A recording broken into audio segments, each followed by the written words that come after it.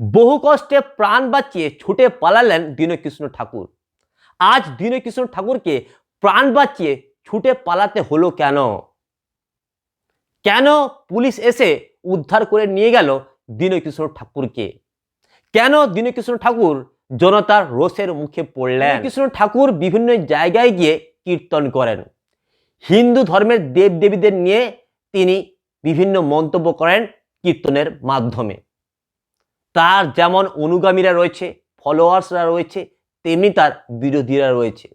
যে সমস্ত মানুষেরা তার মন্তব্যকে, তার কীর্তনকে পছন্দ করে না, কীর্তনে দীনকৃষ্ণ ঠাকুর যে ধরনের মন্তব্য করেন, যে সমস্ত কথাগুলো বলেন হিন্দু ধর্মের দেব দেবীদের নিয়ে, সেই সমস্ত মন্তব্যগুলো যে সমস্ত লোকেরা পছন্দ করে না, যারা দীনকৃষ্ণ ঠাকুরের কীর্তনের ঘোর বিরোধী, তার মন্তব্যের ঘোর বিরোধী, তার বিচারধারার ঘোর বিরোধী, তারাই আজ দীনকৃষ্ণ ঠাকুরের উপর চড়াও হয়, ঘিরে ধরে দীনকৃষ্ণ ঠাকুরকে, ঠেলাঠেলি করা শুরু করে দীনকৃষ্ণ ঠাকুরকে। বহু কষ্টে পুলিশ এসে সেখান থেকে বাঁচিয়ে নিয়ে যায় দীনকৃষ্ণ ঠাকুরকে।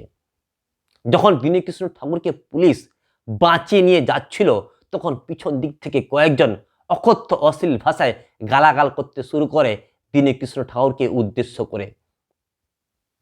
আজ প্রাণ বাঁচিয়ে ছুটে পালালেন দীনকৃষ্ণ ঠাকুর।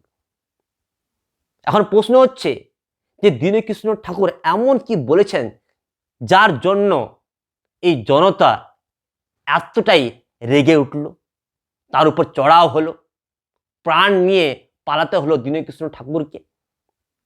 কয়েকদিন আগে তিনি ভগবান শ্রীকৃষ্ণ নিয়ে কিছু মন্তব্য করেছিলেন। সেই মন্তব্যে নাকি রুষ্ট হয়েছেন, ক্ষুব্ধ হয়েছেন কিছু জনগণ, তারা নাকি তার উপর চড়াও হয়েছেন, এমন কথা জানা যাচ্ছে। এবং তিনি বহুদিন ধরেই হিন্দু ধর্মের দেবদেবী নিয়ে বিভিন্ন মন্তব্য করেন।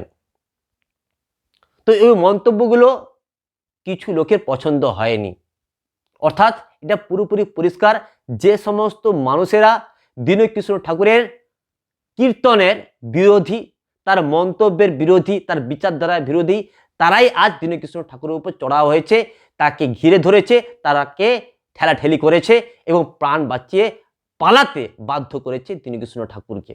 প্রশ্ন হলো, আইন কি নিজের হাতে তুলে নেওয়া উচিত?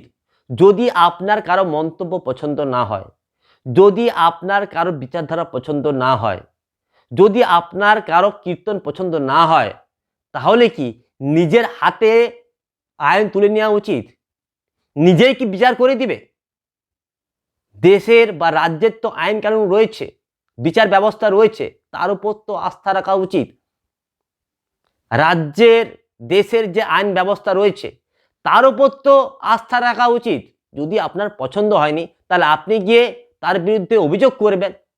কিন্তু নিজের হাতে কি আইন তুলে নেওয়া উচিত যদি কারো মন্তব্য আপনার পছন্দ না হয়? এটা সবথেকে বড় প্রশ্ন। কখনোই ভায়োলেন্সকে, কখনোই হিংসাকে সমর্থন করা উচিত নয়। যদি কেউ উল্টোপাল্টা মন্তব্য করে থাকে, ধর্মের নামে উল্টোপাল্টা বলে থাকে, তাহলে অবশ্যই তার বিরুদ্ধে অভিযোগ করতে হবে। যে ল বা আইন আমাদের দেশে আছে, সেই ল বা আইনকে মেনে। তো বন্ধুরা, নিজের হাতে আইন তুলে নেওয়া কখনোই সমর্থনযোগ্য নয়। যারা এই কাজটা করেছেন তারা সঠিক করেছেন কি ভুল করেছেন সেটা আপনারাই বলবেন, আপনারাই বলুন। এ বিষয়ে আমি আর কোনো কমেন্ট বা মন্তব্য করব না। আপনাদের কি মনে হয়, যে সমস্ত মানুষেরা আজ দীনকৃষ্ণ ঠাকুরের উপর চড়াও হলো, তাকে ঘিরে ধরে তাকে ঠেলাঠেলি করলো, প্রাণ বাঁচিয়ে পালাতে হলো দীনকৃষ্ণ ঠাকুরকে, যারা এই কাজটা ঘটিয়েছেন তারা কি সঠিক কাজ করেছেন?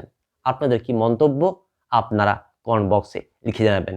এই বিষয়ে আমার কোনো পয়েন্ট অফ ভিউ নেই বা আমিও কোনো মন্তব্য করতে চাই না।